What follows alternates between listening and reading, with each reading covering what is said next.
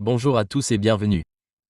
Nous sommes de nouveau rejoints par le professeur Sid Mouhammad Marandi, professeur à l'université de Tran et ancien conseiller de l'équipe de négociation nucléaire iranienne. Bienvenue à nouveau dans le programme. Bonjour Glenn, merci beaucoup de m'avoir invité, c'est un grand plaisir. Nous avons donc eu cette frappe de décapitation au Yémen.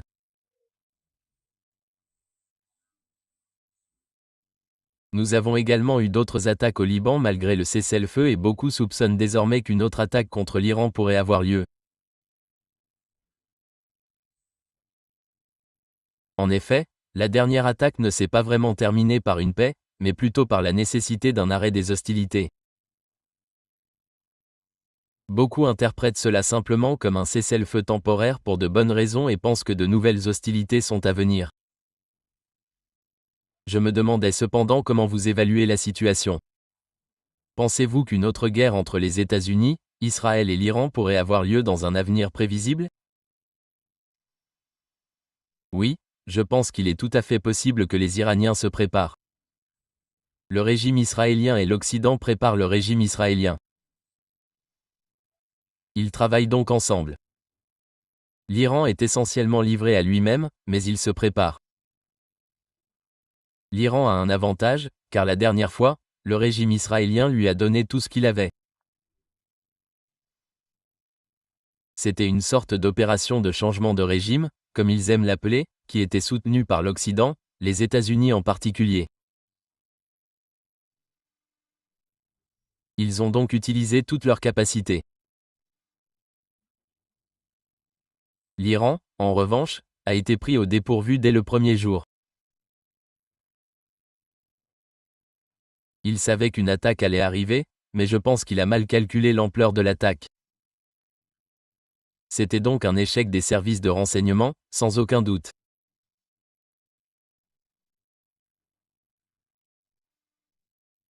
Mais la victoire militaire de l'Iran sur les Israéliens, malgré l'échec des services de renseignement, montre, je pense, que l'Iran, dans des circonstances difficiles, a été confronté à l'attaque grecque de Blitzkrieg qui a tué un grand nombre de ses commandants supérieurs et détruit des installations dès le premier jour.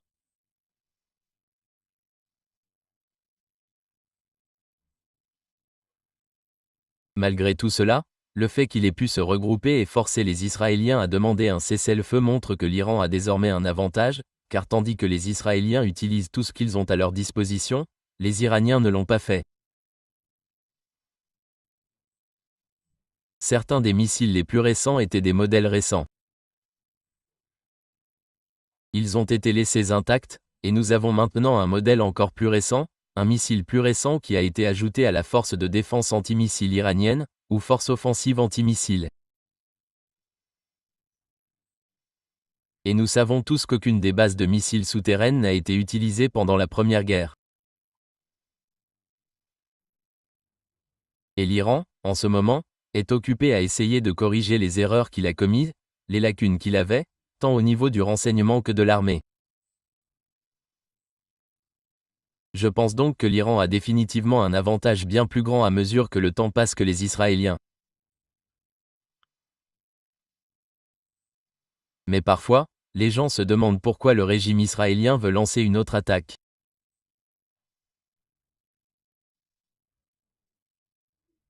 Et je pense que c'est vraiment plus une question de Netanyahou et de sa coalition et de leurs propres intérêts égoïstes qui sont plus importants que les intérêts du régime pour eux.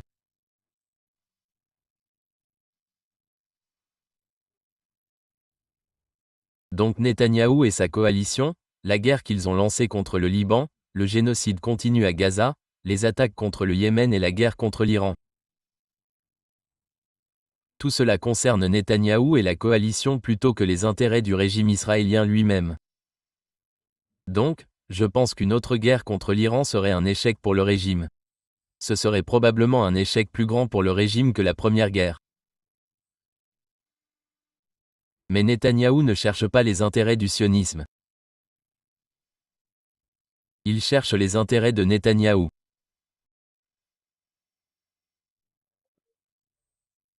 Eh bien, il semblerait qu'en prévision d'une éventuelle guerre à venir, l'Iran améliorerait également ses capacités en matière de missiles, pas seulement en termes de quantité, mais aussi de qualité.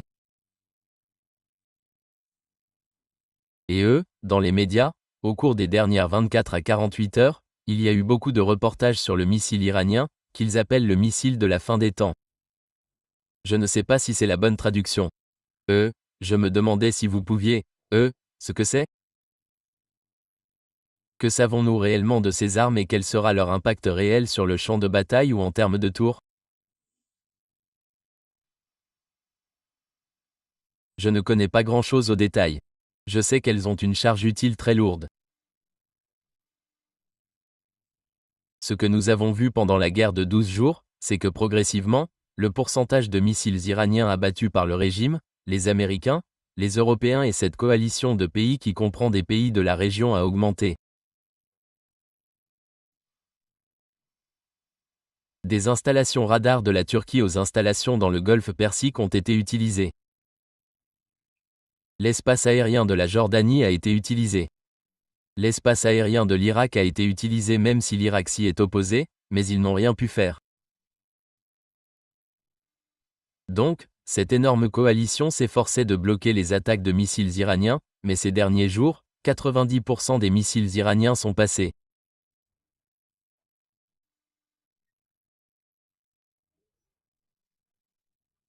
Et je pense que cela montre que les missiles iraniens les plus avancés sont mieux équipés pour passer à travers les défenses multicouches que ces pays ont mises en place en collaboration. Et comme je l'ai dit, certains missiles iraniens n'ont jamais été utilisés. Maintenant, certains de ces missiles, je pense qu'ils ont des missiles différents, à la fois pour rendre plus difficile pour l'ennemi de les abattre, mais aussi pour des objectifs différents. Certains d'entre eux ont des ogives qui se décomposent en ogives plus petites. Certains d'entre eux ont une charge utile un peu plus importante. Certains d'entre eux sont très précis. Ils frappent la cible avec précision. Certains ne sont pas aussi précis, en particulier les missiles plus anciens, mais ils peuvent être utilisés pour de grandes cibles qui ne nécessitent pas une grande précision. Il y a beaucoup de calculs que je ne comprends évidemment pas parce que je ne suis pas un expert en la matière et je ne suis pas au courant de ces informations de toute façon. Mais le fait est que le régime israélien était à court de systèmes de défense antimissiles, les Américains étaient à court de systèmes de défense antimissiles et les Iraniens ont beaucoup plus de missiles qu'ils n'ont pas utilisés. La grande majorité des missiles iraniens qui ont été préparés pour le régime israélien en particulier sont toujours en place et ils en construisent d'autres. Les missiles que l'Iran et d'autres bases souterraines que l'Iran a développées dans le golfe Persique n'ont pas été touchés. Même lorsque les Iraniens ont tiré 12 missiles sur la base américaine du Qatar, où 6 ont atteint leur cible, détruisant notamment une installation radar clé, ces 12 missiles n'étaient pas les missiles à moyenne et courte portée qui sont préparés pour le golfe Persique, l'océan Indien et la mer d'Oman.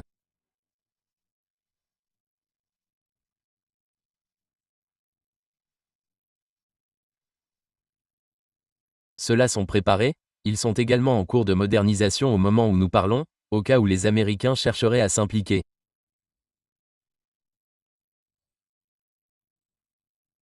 Et, comme je l'ai dit plus tôt, si les Américains s'impliquent, les Iraniens ont la capacité de tout détruire dans le golfe Persique, tous les actifs pétroliers et gaziers, les navires et les pétroliers, ainsi que les installations qui transportent le pétrole vers la mer Rouge ou vers d'autres ports d'exportation.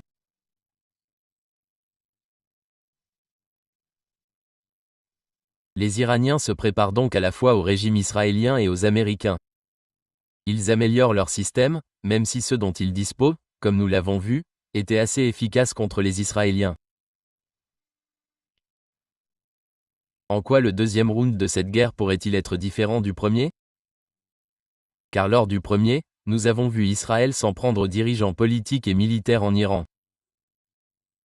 Nous avons vu le brouillage des défenses aériennes en Iran. Nous avons vu leurs drones être introduits clandestinement en Iran pour lancer des frappes depuis l'intérieur. Pensez-vous qu'il est plus probable qu'Israël s'appuie davantage sur des mandataires comme la Syrie ou même par le biais d'une coopération avec Azerbaïdjan? Et aussi, comment l'Iran se battra-t-il différemment, selon vous, lors d'un deuxième round, ce qui, Dieu nous en préserve, n'arrivera pas, mais cela semble de plus en plus probable. L'Iran sera évidemment dans une position beaucoup plus forte car le régime israélien utilisera tout ce qui est à sa disposition. Tous ces atouts en Iran ont été utilisés et la plupart d'entre eux ont été arrêtés. Leurs capacités et leurs faiblesses iraniennes sont à l'étude.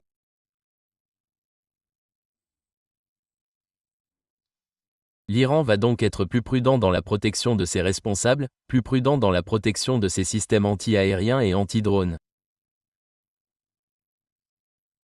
Il faut garder à l'esprit, d'ailleurs, qu'aucun avion israélien n'a pénétré dans l'espace aérien iranien pendant ces 12 jours. Ils ont lancé leurs missiles depuis l'Irak et ont survolé la Syrie et la Jordanie. Ils ont tiré leurs missiles en Irak. Cependant, les drones qu'ils ont lancés sont arrivés en Iran. Ce sont donc des missiles et des drones qui ont touché des cibles en Iran et beaucoup de ces drones venaient de pays voisins. Certains venaient de Syrie, d'autres du nord de l'Irak et il y a de fortes accusations selon lesquelles beaucoup venaient également de la République d'Azerbaïdjan.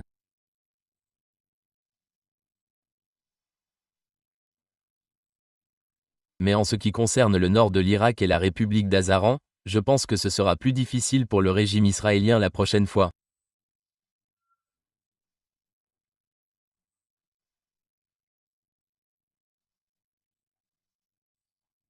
Comme vous le savez, Alif Abakou s'est également opposé à la Russie, et la Russie a bombardé ses avoirs en Ukraine et arrêté de nombreuses personnes en Russie qui sont plus ou moins affiliées à Adif.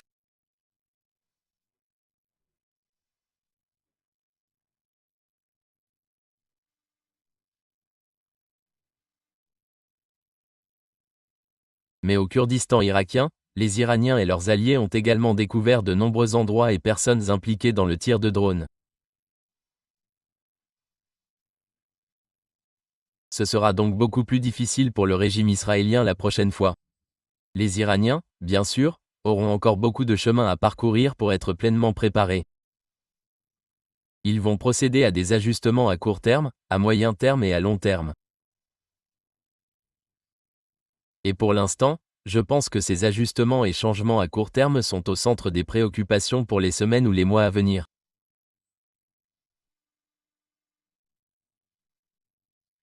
Donc, pour résumer, vous vous attendez à ce que l'Iran ait moins de restrictions en termes de type de missiles et de ciblage lors de la prochaine guerre?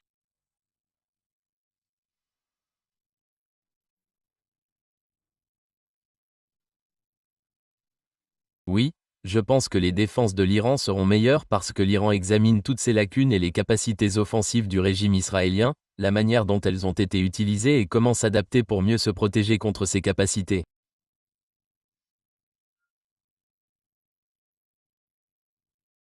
Mais d'un autre côté, je pense que les Iraniens vont frapper beaucoup plus fort, et ils vont être très rapides. Cela va être très mauvais pour le régime israélien. Et comme je l'ai dit, l'Iran se prépare également dans la région du Golfe Persique.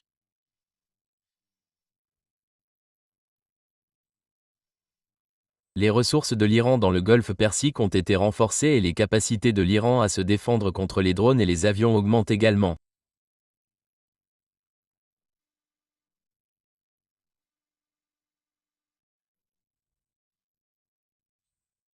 Et il y a d'autres nouvelles concernant l'Iran ces derniers temps. Je suppose que l'Union européenne a annoncé il y a quelques heures qu'elle avait entamé le processus de réimposition des sanctions de rétablissement. On peut se demander ce qui a conduit à cette décision. Je suppose qu'ils ont reçu un appel de Washington, ou vous savez, ils ont peut-être leurs propres raisons. Mais oui, corrigez-moi, mais ce que l'UE exige également, c'est une coopération totale avec l'Agence internationale de l'énergie atomique, c'est-à-dire l'AIEA.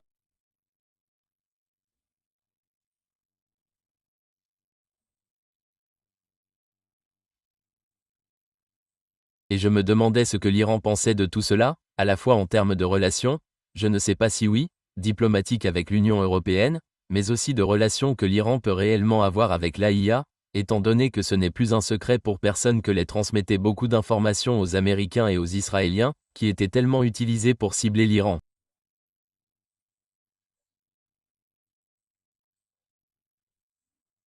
Cela semble donc mettre l'Iran dans une situation de dilemme. Je me demandais encore une fois ce que l'Iran pensait de tout cela. Qu'attendez-vous? Comment pensez-vous que l'Iran réagira à ces menaces ou pressions venant de l'Union européenne?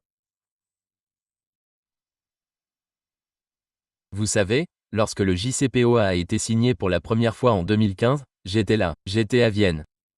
J'étais conseiller média, tout comme je l'étais il y a 3 ou 4 ans avec le Dr Bury lorsqu'il négociait à Vienne. Et le jour de la signature, j'ai dit au Dr Zarif que je ne pensais pas que les Américains allaient respecter leurs engagements et, d'après ce que j'avais compris, j'ai dit que les États-Unis se considéraient comme exceptionnels. Les Européens se considèrent bien sûr comme exceptionnels et eurocentriques. Ils voient le monde comme un monde eurocentrique et ils ne s'engageront donc pas comme vous l'espérez, ce qui inclut bien sûr les dispositions de retour en arrière.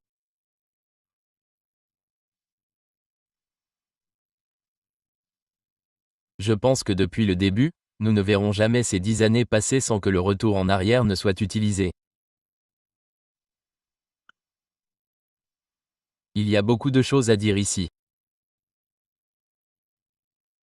Je pense que cela apporte en fait beaucoup de clarté et que ces 2 dernières années ont été très importantes pour unir les Iraniens.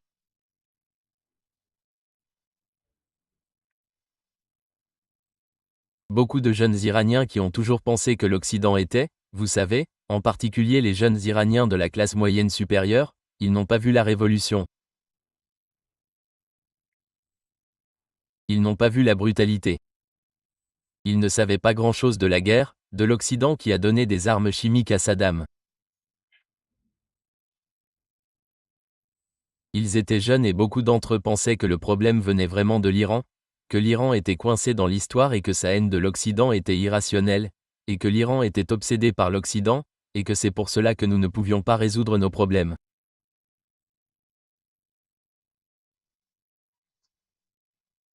En fait, lorsque Mahsa Amini est décédée, il est vite devenu clair qu'elle n'avait pas été assassinée, ni battue, car les images sont sorties, et puis nous avons vu son père donner une interview dans laquelle il a admis en gros qu'elle avait subi une opération majeure au cerveau auparavant, et il y a eu l'autopsie, etc. Mais la raison pour laquelle les émeutes ont continué était pour quelque chose de bien plus important. Parce que beaucoup de jeunes Iraniens, étudiants universitaires, pensaient que l'Iran était de la faute de l'Iran. Si seulement l'Iran faisait des compromis, les problèmes avec l'Occident seraient résolus. La guerre à Gaza a beaucoup changé cela. Peu à peu, cette partie de la société, qui n'était pas majoritaire, mais qui constituait une partie importante de la société, en particulier parmi les jeunes, mais aussi la guerre des 12 jours a été un changement radical. Parce que ces jeunes ont vu que pendant que l'Iran négociait, les États-Unis trompaient l'Iran. Et ce n'était pas seulement Trump. Nous avons vu l'Occident collectif, les Européens, ceux qui s'opposaient à Trump, voire dans les médias, CNN, tous travaillant contre l'Iran. CNN parlait de cellules dormantes aux États-Unis et, vous savez, diabolisait les Irano-Américains afin d'aider à contrarier l'Iran et de justifier l'agression, la guerre, la mort, la destruction et le soutien au régime israélien. Donc, les jeunes Iraniens ont vu cela. Le JCPOA en est un autre exemple.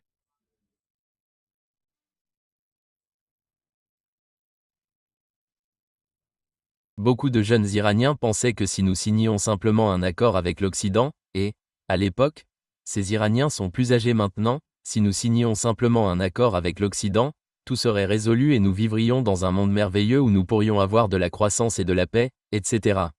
Mais ce que font les Européens maintenant, c'est d'enseigner à ces gens la dure réalité de l'Empire occidental, à savoir que c'est l'Iran qui, dès le premier jour, a respecté ses engagements et que ce sont les Américains et les Européens qui, sous Obama, ont violé l'accord.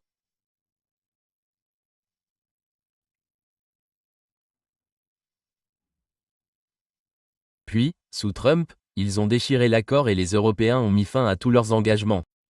Ils étaient en situation de non-respect. Ils étaient en situation de non-exécution. Ils étaient en situation de non-exécution du côté européen, tandis que les Iraniens ont continué à respecter tous leurs engagements pendant une année entière après le départ de l'Occident.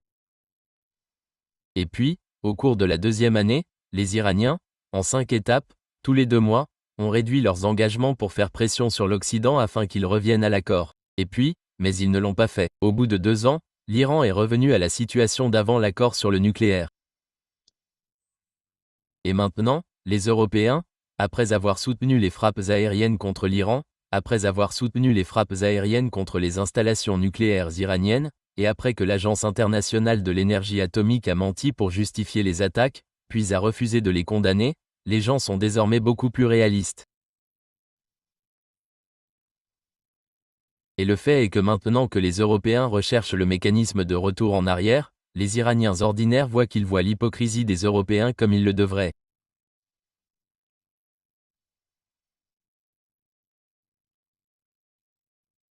Et pour être très franc, ce retour à la relance des résolutions du Conseil de sécurité de l'ONU n'aura aucun impact sur l'économie iranienne.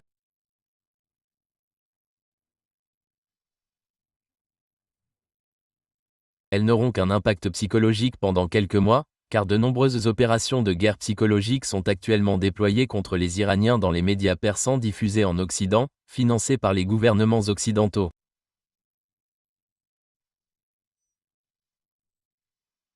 NED et l'USAID ont peut-être été fermés, mais l'argent qui va aux activités anti-iraniennes est bel et bien en place.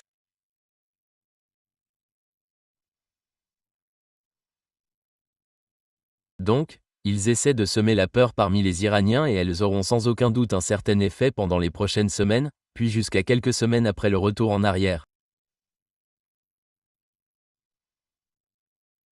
Mais cela n'aura pas d'effet réel, car ces sanctions, toutes ces choses qui sont autorisées dans les résolutions du Conseil de sécurité de l'ONU, sont limitées et elles sont toutes couvertes, et bien plus encore, par les sanctions américaines de pression maximale. Elles ne contiennent rien de nouveau qui va être ajouté et elles se limitent au programme nucléaire et à l'armée. L'armée iranienne est largement autosuffisante. Ce programme nucléaire est complètement autosuffisant. Les Russes et les Chinois ont déjà déclaré qu'ils ne considéraient pas que les actions de l'Occident étaient légitimes pour 2 raisons. La première est que, comme je l'ai expliqué précédemment, l'Iran était en conformité avec les règles et l'Occident ne l'était pas, et qu'il n'avait donc pas le droit moral d'utiliser ce mécanisme. La deuxième raison est que les Européens n'ont pas utilisé le mécanisme de règlement des différends. Ils ont donc rapidement entamé cette 3e période de 30 jours, et vous le savez tous, ils n'en ont ni le droit légal ni le droit moral, et c'est quelque chose que les Iraniens, les Russes et les Chinois ont dit. Je ne pense donc pas que cela ait un impact significatif sur l'Iran à long terme. À court terme, oui, cela aura un certain effet sur les marchés. Mais je pense que les plus grands perdants sont de loin les Européens, car les Iraniens n'ont plus aucune raison de négocier avec eux à l'avenir.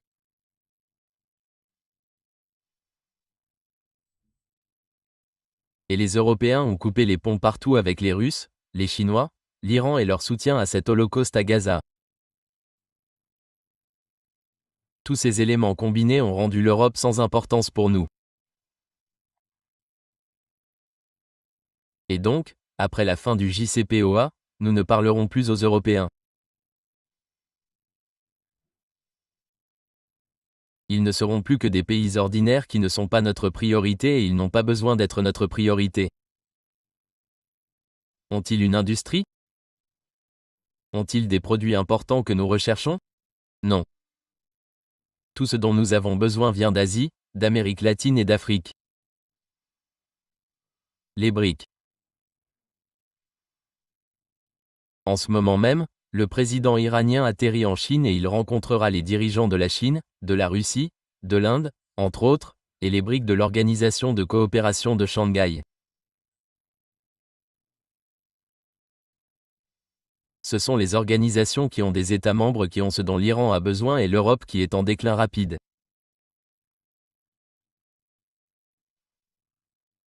Pendant les négociations nucléaires, lorsque j'étais à Vienne, j'ai dit aux Européens et à leurs élites qui m'ont parlé et aux journalistes qui sont venus me voir à Vienne qu'un hiver rigoureux s'annonçait pour l'Europe.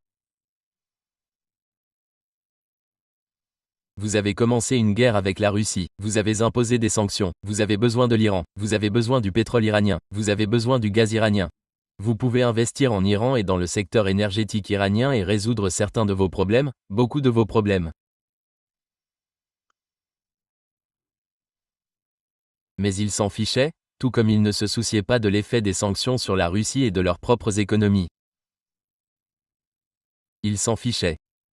Finalement, lorsque les Américains ont bloqué l'accord parce que nous avions un accord, puis après les émeutes en Iran, les Européens et les Américains ont changé leurs calculs et ils ont pensé qu'ils pourraient obtenir plus de concessions de la part de l'Iran, ce qui a également échoué. Mais maintenant, les Européens n'ont plus rien.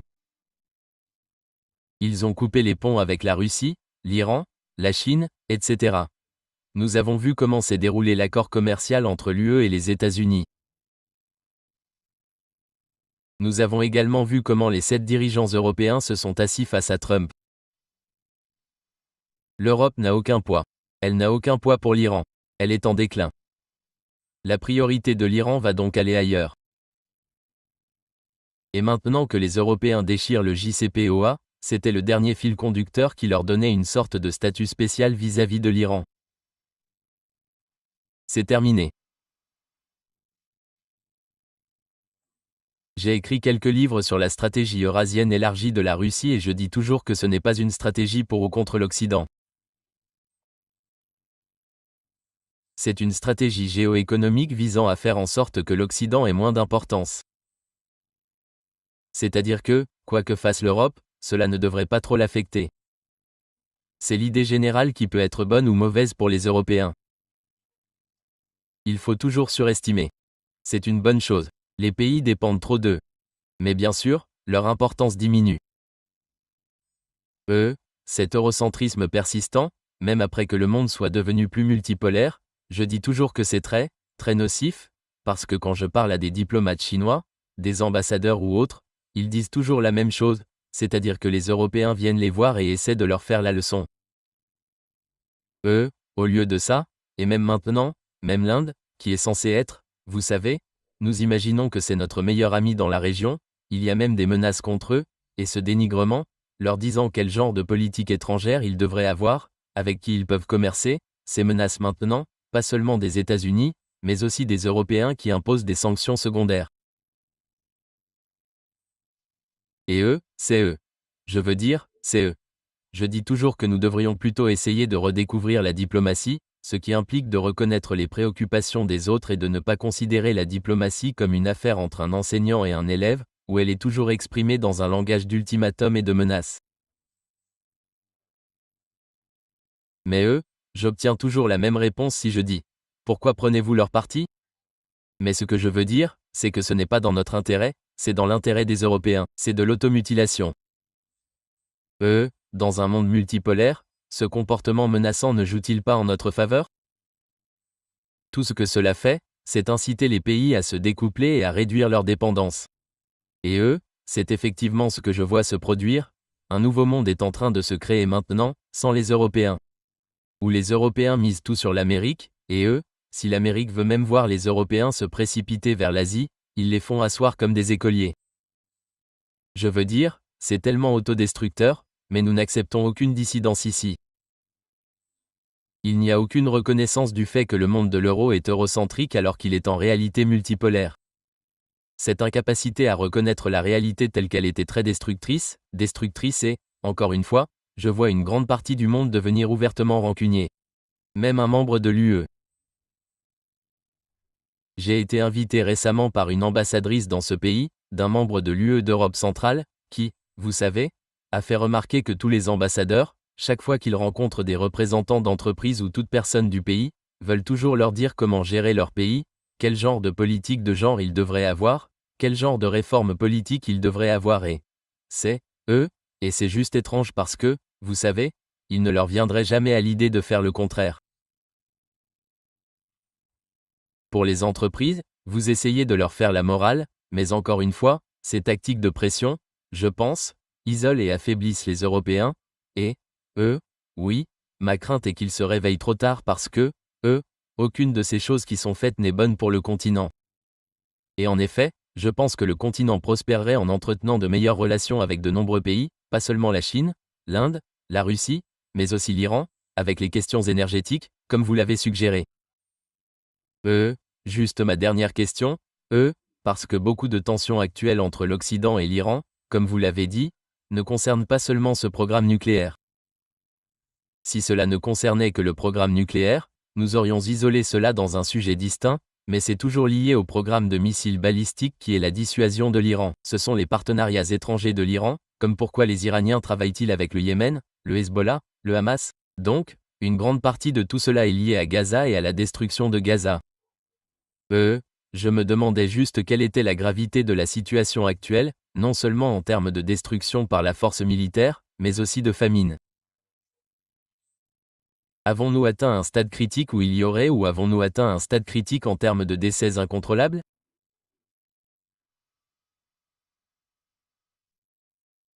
Eh bien, tout d'abord, j'aimerais répéter quelque chose que vous avez dit, que j'ai trouvé très important.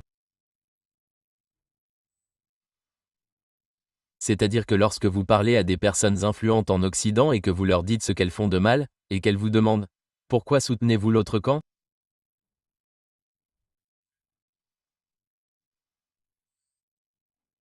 Cela montre que le mythe de la rationalité occidentale est en réalité un mythe.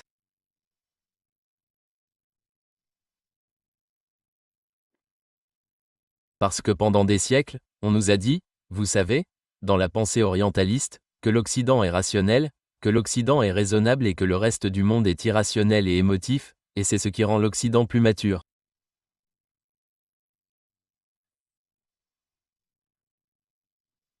Et, la vérité, je pense, c'est vraiment le contraire. Dans le cas où, quand il dit, pourquoi les soutenez-vous? Tout ce que vous faites, c'est souligner leur comportement irrationnel.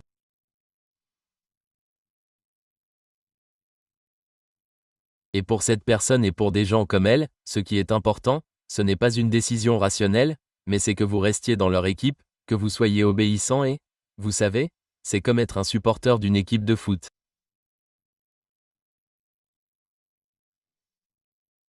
Vous soutenez cette équipe de foot, peu importe qui joue pour l'équipe, peu importe qui possède l'équipe.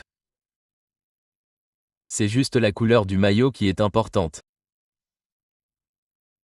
Parfois, dans ces équipes de foot, un joueur d'une équipe adverse qui était détesté jusqu'à hier, rejoint le club et devient maintenant un héros.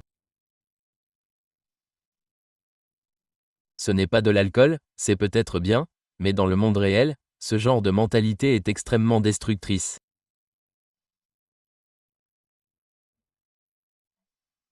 C'est la mentalité de l'Europe et des États-Unis, et c'est extrêmement dangereux parce que les Européens prennent des décisions en fonction de leurs émotions. Je parle bien sûr des élites européennes, je ne parle pas de la population en général. Les gens du monde entier et en Occident se réveillent. Les manifestations massives que nous avons vues en Australie ces dernières semaines montrent qu'en Occident, comme partout ailleurs dans le monde, lorsque les gens obtiennent des informations, malgré la censure, les algorithmes et tout ça, lorsqu'ils obtiennent ces informations, ils adoptent une position morale. Peu importe où ils se trouvent dans le monde, et c'est pour moi la chose la plus encourageante de toutes. Mais dans tous les cas, les gens de toutes les religions, le judaïsme, l'islam, le christianisme, les jeunes hindous ou les personnes de différentes races, peu importe quand ils voient la réalité, la majorité sait où ils doivent se tenir.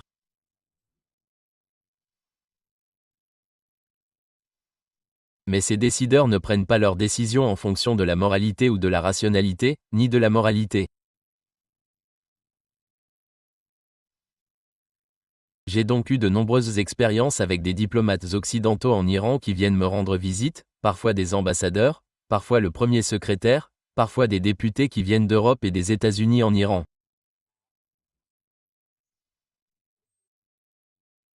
Et ils commencent toujours par me faire la morale, et puis quand je réplique, ils ne le prennent pas bien.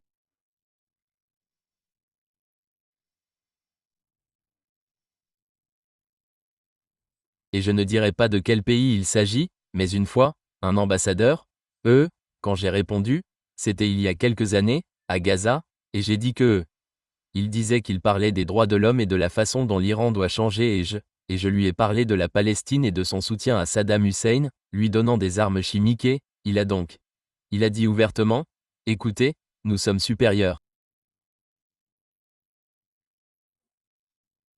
Nous sommes meilleurs que tout le monde, et je ne tolérerai pas cela et nous étions. Nous avions une conversation calme, et nous étions un groupe et il s'est levé et a quitté un ambassadeur européen très important. Il n'est plus en Iran. C'était comme si c'était avant le coronavirus, mais cette mentalité, où ils pensent qu'ils peuvent faire la leçon au reste du monde, et ils ne se soucient pas de la raison et de la rationalité. Ils partent du principe que leur propre priorité morale et civilisationnelle est ce qui les détruit. Ils peuvent donc faire la leçon à tout le monde et prétendre qu'ils ont la morale en tête, mais le reste du monde regarde Gaza et oublie tout le reste. Mais le monde regarde Gaza et plus personne n'acceptera les leçons occidentales sur aucun sujet. Mais ces gens, ces dirigeants, ces élites occidentales continuent de vivre dans leur bulle. Et eux, à cause de cela, ça va progressivement empirer. Alors, quelle était votre question? Je suis désolé, j'aurais dû. Non. Non, c'était. Eh bien, je posais une question sur la crise qui se déroule actuellement à Gaza. Mais si je fais juste un petit commentaire, je dis souvent ce que je dis aussi aux Allemands, c'est que si vous voyez ce qui est dans l'intérêt de la sécurité allemande, ce ne serait pas de rediviser et de remilitariser le continent, peut-être pas de placer ces nouveaux missiles américains l'année prochaine, peut-être que ce n'est pas de mener une guerre par procuration en Ukraine, ce n'est pas dans leur sécurité, mais si vous le commentez, eh bien, c'est pro-russe et aussi pour l'économie. Si vous voulez que l'économie allemande prospère, vous devez vous connecter à l'économie russe. Mais ils ne peuvent faire aucune de ces choses, c'est dans leur intérêt national, mais c'est considéré comme pro-russe. Donc, ils sont empêchés de le faire. Donc, je pense que c'est une question de rationalité, si vous encouragez notre équipe, alors vous devez être contre elle. Vous savez, comme je l'ai souvent entendu dire, eh bien, c'est ce que Poutine voudrait que nous fassions. Et c'est comme, eh bien, peut-être que parfois, ne pas toujours aller contre le plus grand pays d'Europe est peut-être une bonne chose pour l'Europe. Mais de toute façon, je m'égare. Ouais. Ma question portait sur la destruction et la famine à Gaza, à quel point en sommes-nous en ce moment? Ouais, c'est exactement, vous avez raison. Je veux dire, mais quand ils disent que, eh bien, ce serait, vous savez, faire ce que Poutine veut, c'est irrationnel. Peu importe que veuille quelque chose ou pas. Vous regardez et voyez ce qui est la bonne chose à faire et vous le faites, que le président Poutine ou Trump ou quelqu'un d'autre l'aime ou non. Vous devez prendre une décision rationnelle. Mais ce genre de mentalité montre le degré d'irrationalité qui domine les processus décisionnels européens et occidentaux.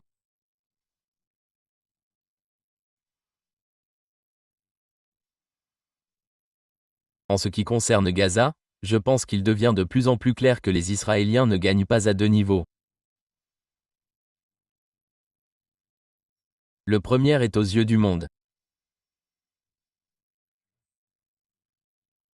Le régime israélien est de plus en plus dévalorisé aux yeux des peuples du monde entier depuis près de 2 ans maintenant.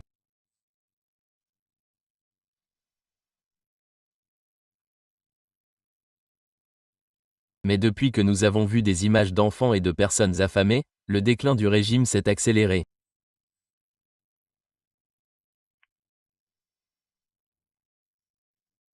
Et nous voyons désormais des responsables en Europe et aux États-Unis, ainsi que des personnalités publiques, prendre position non pas parce qu'ils sont des personnes morales. Non, c'est simplement parce qu'ils voient la population de leur pays, les différentes populations sont de plus en plus indignées. Ils doivent donc, disons, apaiser le peuple. C'est pourquoi le discours sur la reconnaissance de la Palestine sur un bout de papier, ce qui est inutile, est désormais débattu dans certaines capitales occidentales. Il s'agit essentiellement de dire à leur propre peuple qu'ils font quelque chose alors qu'ils ne font pas grand-chose.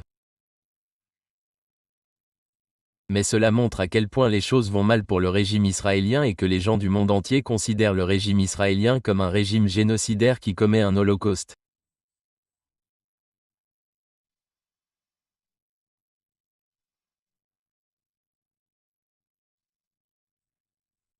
C'est quelque chose de plus destructeur que n'importe quelle autre arme, que n'importe quelle sanction économique, que n'importe quelle autre pression économique, politique ou sociale qui puisse être exercée sur le régime.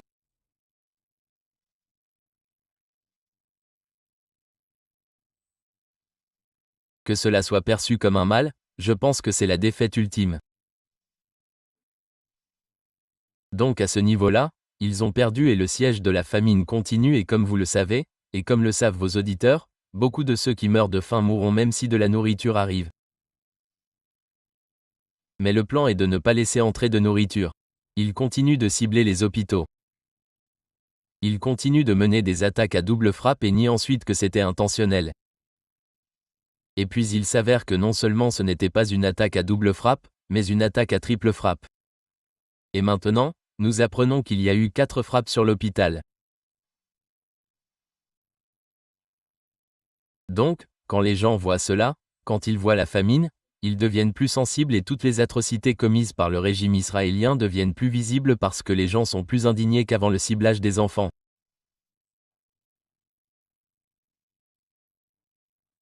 Vous voyez des lanceurs d'alerte arriver comme cet ancien soldat de Green Beret.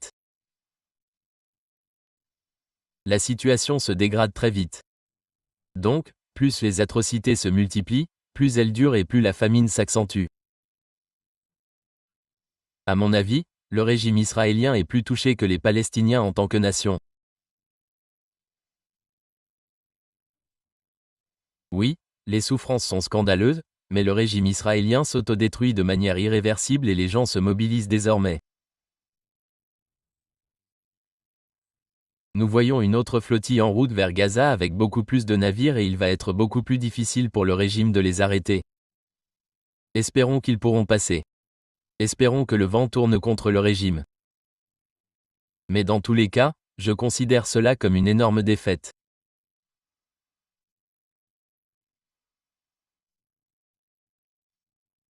En plus de cela, lors de la récente opération d'attaque menée par la résistance à Gaza, nous avons vu que le Hamas a pu mener une opération très sophistiquée et infliger une énorme douleur aux Israéliens il y a quelques nuits.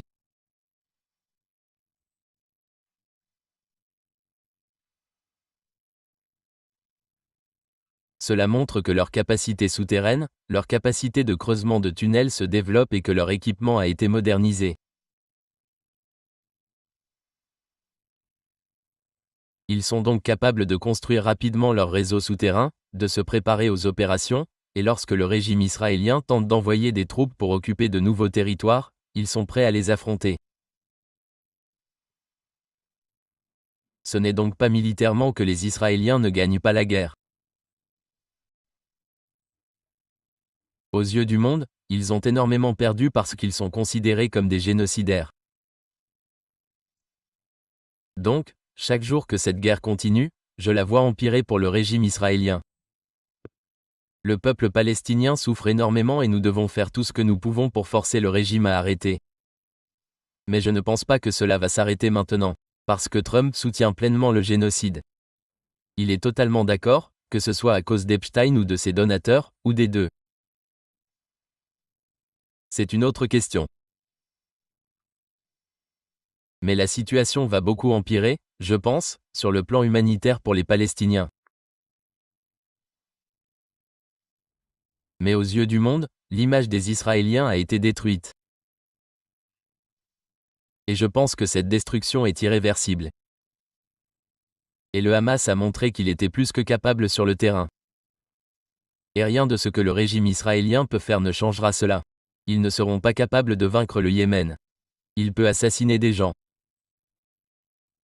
Mais le Yémen a traversé 7 années de guerre génocidaire soutenue par l'Occident, où les Saoudiens et les Émiratis menaient cette guerre et où le Qatar, la Turquie et les pays de la région les soutenaient tous jusqu'à ce que, bien sûr, les Émiratis et les Saoudiens se retournent contre le Qatar. Puis, ils et les Turcs ont basculé. Mais tous ces pays de la région, ainsi que l'Occident, ont soutenu cette guerre génocidaire contre le Yémen pendant 7 ans. Ils ont échoué. Donc, en menant quelques frappes aériennes, le régime israélien n'obtiendra rien. Ils ne feront que rendre le Yémen plus héroïque aux yeux du monde et Ansar plus emblématique aux yeux des habitants de cette région et d'ailleurs. Donc la guerre contre le Hamas, la guerre contre Ansara, la guerre contre l'Iran, la guerre contre le Hezbollah. En ce moment, ils utilisent Golani, Al-Qaïda et l'EI qui se sont clairement révélés être des outils, aux côtés des Américains et de leurs alliés au Liban et des Israéliens, pour désarmer la résistance au Liban. Tout le monde a été démasqué, Glenn. Tout le monde. Et c'est important. Avant, il disait, vous savez, il parlait du fait que de nombreuses personnes ont été trompées par le sectarisme ou même de nombreuses personnes de gauche en Occident, ils ont soutenu la CIA et la guerre occidentale contre le peuple syrien et le gouvernement syrien. Ce sont les personnes qui se sont opposées à la guerre contre l'Irak, ils ont soutenu la sale guerre en Syrie. Pourquoi ? Parce qu'à cause d'Israël, de l'Iran et donc ils ont bu le Kool-Aid. Ils ont soutenu la CIA et les agences de renseignement occidentales. Et bien sûr, GATT, la Turquie et l'Arabie Saoudite utilisent le sectarisme pour convaincre certaines personnes, et l'Occident utilise les droits de l'homme et toutes ces absurdités pour convaincre les Occidentaux. Mais maintenant, tout ce que la résistance a dit, comme Hassan Nasrallah, se passe en Syrie. Ils balkanisent le pays. Ils utilisent l'EI et Al-Qaïda, qui sont les terroristes les plus extrémistes et les plus brutaux, pour repousser différentes minorités. Les Alaouites sont brutalisés. Les Druzes sont poussés vers le régime israélien, ce qu'ils ne devraient pas faire. Mais dans tous les cas, c'est ce qui se passe. Les Kurdes, les chrétiens, tout le monde. C'était objectif depuis le début. C'est pourquoi ils ont utilisé ces extrémistes, car Israël voulait balkaniser la Syrie. Et puis ces mêmes gens d'Al-Qaïda, la première chose qu'ils ont faite en arrivant au pouvoir, c'est d'essayer de conclure un accord avec les Israéliens. Donc maintenant, tout le monde est exposé. Mais si le régime israélien a gagné au Liban, alors pourquoi tout le monde travaille-t-il si dur pour désarmer la résistance ? Je pense qu'ils ont échoué sur tous les plans. S'ils relancent une guerre avec l'Iran, cela entraînera de nouveaux échecs. Plus ils essaieront de frapper le Yémen, plus le Yémen ripostera et plus les missiles survolant Tel Aviv ne seront pas un signe de force pour le régime israélien. Cela dissuadera les gens de s'y installer, d'y travailler, mais plus important encore, ils seront obligés d'utiliser leurs défenses aériennes, ce qui les affaiblira davantage, mais donnera également à l'Iran plus d'informations sur leurs capacités le jour venu. Donc, sur tous les fronts, le régime israélien est en train de perdre. Les médias occidentaux aimeraient dire qu'ils sont en train de gagner, mais je pense qu'ils sont en train de perdre à tous les niveaux et, au final, lorsque cela prendra fin, le régime israélien sera affaibli. Parallèlement, nous devons tenir compte du fait que l'Occident est en déclin. Le régime israélien est un régime faible en soi. La seule raison pour laquelle il reste à flot est l'aide massive que lui apporte l'Occident. Et l'Occident détruit d'ailleurs sa propre image à cause de cela. Mais à mesure que l'Occident diminue, le régime israélien diminue avec lui, tout comme ce que j'ai expliqué précédemment.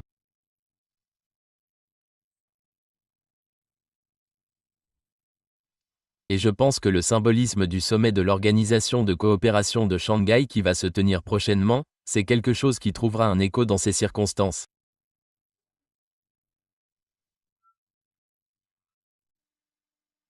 Oui.